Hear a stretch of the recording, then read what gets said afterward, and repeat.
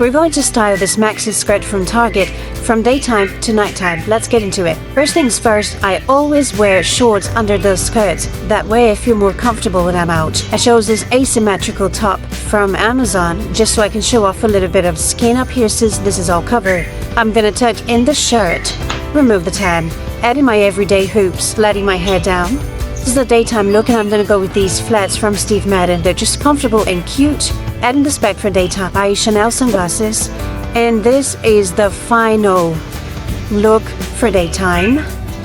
Let's switch it up for nighttime. For nighttime, these shoes gotta go. And we're gonna do these comfortable kitten heels.